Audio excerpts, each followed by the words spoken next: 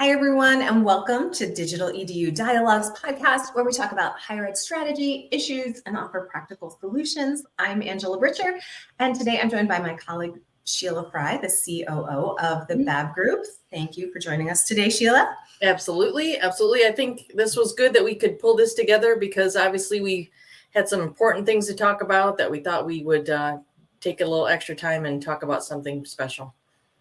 Excellent. Let's jump right in because you had a recent LinkedIn post that really resonated with a lot of people. And it was a conversation about the conversations that we need to have in higher ed. So tell me a little about that post and the reaction that you got. Yeah, as we all know, there's a lot of things in the news right now. There's good stories, there's bad stories, there's success stories, there's failures, there's everything happening in higher ed right now, and it's in a state of flux. So there's a lot of institutions that are having to take a lot of hard look at maybe what they're going to do, how are they going to be able to step forward and be successful. So it was just something that really stuck out and seemed to resonate with a lot of people because we had a lot of comments on it and everyone addressing, yes, this is important and we are kind of at a tipping point right now. Talk a little bit more about this idea that we've got this current state of higher ed, and we need to be making some strategic decisions to get to the next in higher ed and overcome some of these hurdles. Yep, absolutely. It's all about having to decide what you're going to do. Are you going to expand to new programs? Are you going to add new courses? Are you maybe going to begin an online program if you haven't done so already? Expand your online program. Is your faculty prepared? You know, those types of the decisions are the hard ones that take some time, take those required people to sit down and really make a decision on what you're going to need to do. And I think one of the things that we're hearing so much of that is making news is layoffs and schools that are cutting programs. But in the conversations that we're having and that we're having with schools that are successful, it seems like they're doing the opposite. They're saying, we're going to expand an online program, or we're going to offer a micro-credentials program. And they're really figuring out what students want and really listening to the needs and demands of students instead of taking things away to adjust a budget. Absolutely. And that's an important distinction, I believe, because it's easy to do the same old thing. It's easy to just cut programs and try to react in that way when you have a deficit like that. Student enrollment is a big situation right now. However, as you noted, there are schools that are complete success stories. They have added brand new programs. They are adding new online overall. Maybe they haven't had it in a more expanded manner. We see the Chloe report, different reports from EDUCAUSE that note about the growth in online. Those schools that are having success are the ones that are looking at their customers, which are the students. That's very obvious. It's like any business model. The student in this case is your customer. They're your target market. They're looking at what those students are looking for. Is it micro-credentials? Is it the flexibility of online or hybrid? Or is it just new programs? It's esports management. It's gaming. It's those types of things where you can be a differentiating body to your competition. And the students are going to respond to that in a manner that is obviously positive for your enrollment. As you're talking about this and this idea of online, let's jump into that a little bit more. This idea that you have online, but are you doing it well? Is it done well? What is the response from faculty and from students? And some of the things that schools need to be thinking about as they are looking to the future of their online programs and hybrid programs. That's a really good question because some institutions will say, I have an online program. It's fine. But how are you addressing those needs of those students? Is it your pandemic situation that you had when you just had a rush and you took your full face-to-face classes and put them online? That's not necessarily matching the needs of the online learner, the online modality, allowing faculty to excel in a way that they can. A lot of faculty are feeling unprepared. They were thrown into it. Oh, you can do it. And it's not the same. The needs are different. The demands are different. The expectation is different. What I think is really important that schools need to understand when it comes to their online programs is those types of students, those adult learners, they're looking for an immediate give back. What can they use today that they're going to learn tomorrow and use it in their jobs? How can they provide value and get a ROI on their investment? Maybe it's micro-credentials, an extra skill or two that they'll be able to use within their particular jobs. It's very diverse, but at the same time, the big concern is that with an online program is you as an institution are only one click away from your competition. So if a student's not happy, they can easily go enroll somewhere else. So with that desire of trying to build your enrollment, perhaps transfer students, engage them and keep them long-term is through having high quality online programs.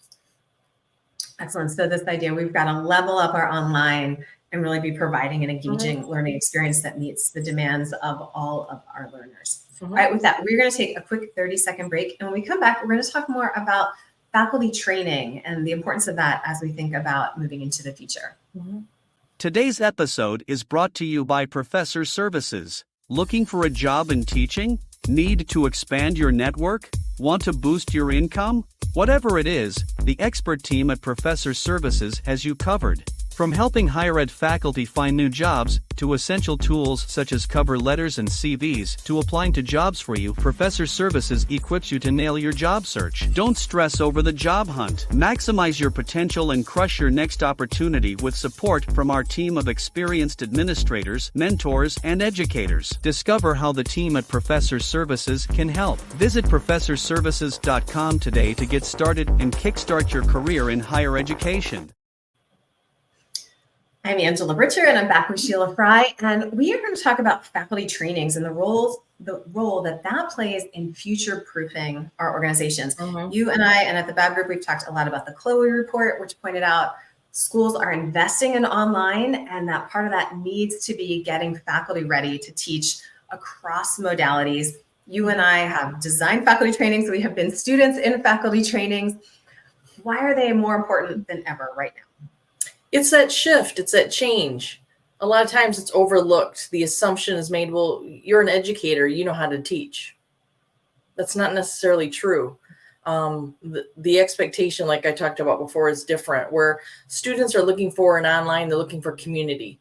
If a faculty member is not trained in how to interact, the expectations for feedback, how to structure courses, how to assess something with a rubric, that participative discussion environment that we've talked about before in earlier podcasts, creating those types of things.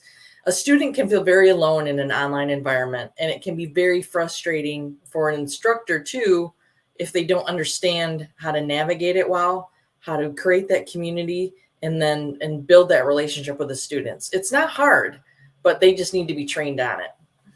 Yeah, and understand how to do it, and that it's more than I'm going to take my face-to-face class and plunk it into an LMS. Absolutely, absolutely.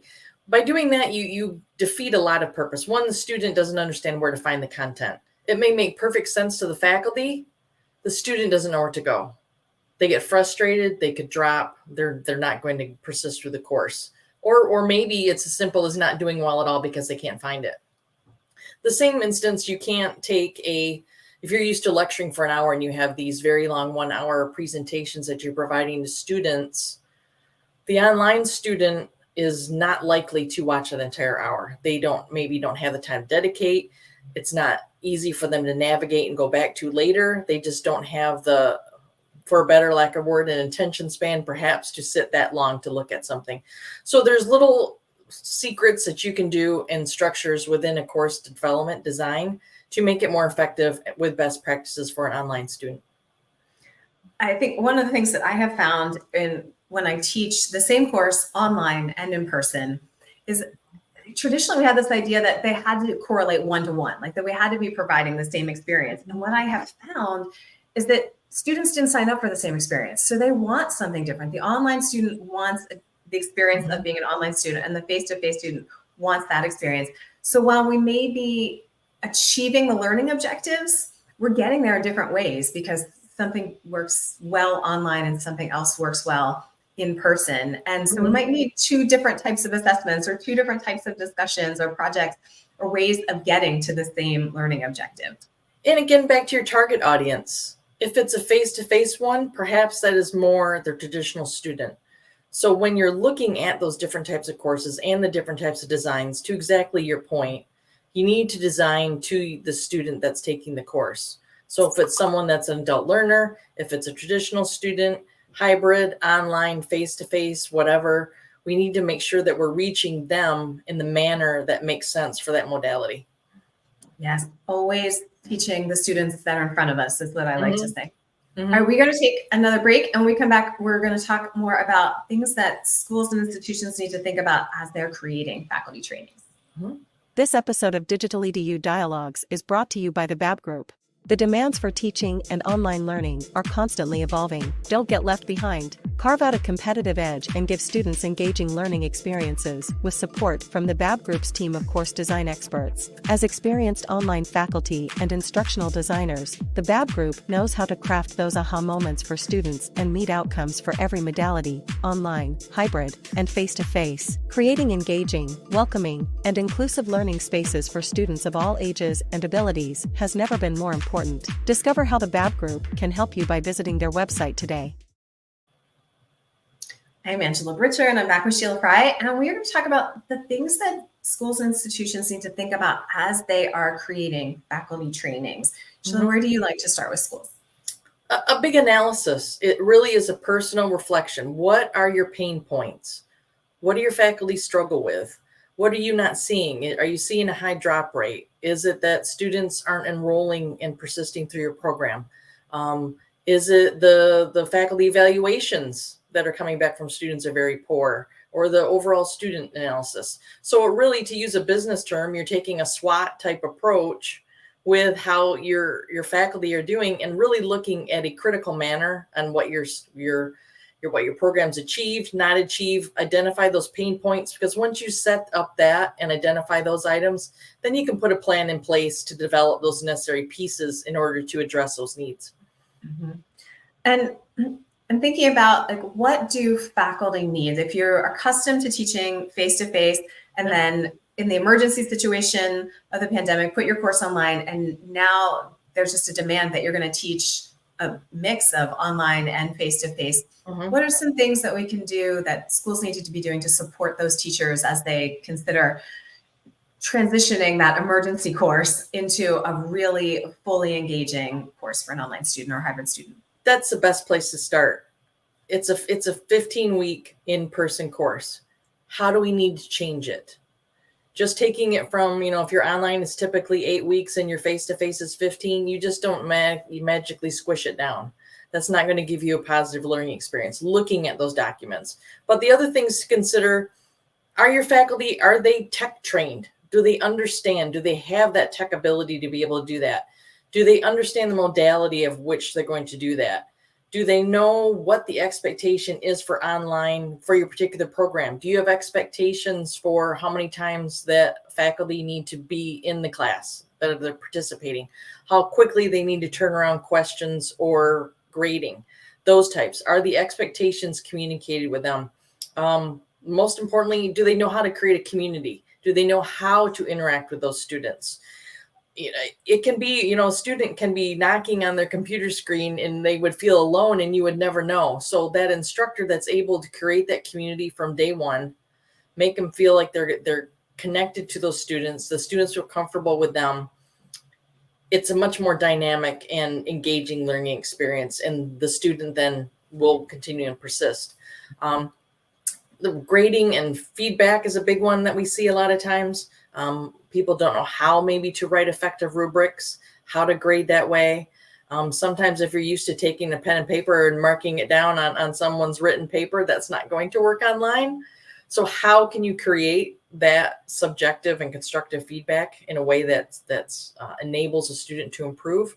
And things like that, and just regular best practices. We all know as seasoned faculty, I know, you and I, we've taught for a long time, online and everything else, and face-to-face learning. We've learned through trial and error what is most effective and makes for a positive learning environment. And I want to go back to something you talked about, that community of learners, because I know that's so important to both you and I. What are 2 or 3 things that you do that help create that community of learners from day one and through that week one, I think is so important? Yeah, it's reaching out to them. It's making that initial connection so they understand. It could be as simple as a welcome email where you're a real person, you're personable, you've reached out to me. Oh, that sounds fun. I give them a little summary of the course. I try to have a fun introduction. Everybody always usually has an introduction in the online course. Sometimes it can be very stale. I might do a fun little thing that might relate to the course topic that I'm teaching, or just something as fun as you could take your dream vacation with no budget, where would you go? It gets them talking, gets the students talking. They start to interact. You get that peer-to-peer exchange. And then they feel comfortable when they're going ahead with regular communications. But most importantly, we talk about the discussions and creating that engagement and participation within those discussions. First, the design, making sure they're open-ended. There's something that allows the students of all learning levels to exchange and share their experiences. But then you're able to build on that through the course of the week. And by me modeling some of the responses, I'm in there kind of directing some of it. Oh, that's a really good point. How can we look at that? What are some real world instances where you can show what you're talking about? It just gets them to think about it a little more deeply, so they're able to apply it perhaps in a different manner based off what they've learned. But if you jump on that, your point was saying right from the get-go is so critical, because if you're able to do that in the first week, it carries over no matter how long the course is. If it's 6 weeks, 8 weeks, 5 weeks, 15 weeks, they're engaged, they're excited, they're involved. And that's really what we want to have as faculty. Yeah, I think it gets them connected, but I also think allows them some connection with me or their faculty as a human being. And then again, no matter how long that course is, if they have an issue in week 8, they remember that video from week 1. They remember that discussion interaction when it was a fun introduction interaction, and they feel that comfort level to reach out with questions. Yes, that's very important. Exactly your point there. If they're comfortable with you, they will reach out. They will be less afraid to ask questions when they have them. I mean, it's very easy in a class. Someone can raise their hand and ask a question. Online, they may not do that. But if they feel that level of comfort with you, that, oh, she was really nice, she was approachable, she had a great picture of her dog. I have a dog. I can ask her a question and it will be okay. They're going to be more successful. And that, as an instructor, as an institution, as whatever, that is our goal, is to have students achieve as much mastery as possible, whether, no matter the type of learning environment, face-to-face, online, or hybrid. Excellent. All right, let's wrap up with one last point. The idea of designing, and something that I think is crucial for faculty training when we're training online, ideas around accessibility and inclusivity and how we build that into our online classrooms. Yeah, that's really important. I mean, that's a big deal to me. Education for all is a phrase I like to drop a lot. And that is also an important part of the online environment. Someone may not necessarily tell you if they have an accommodation or a need.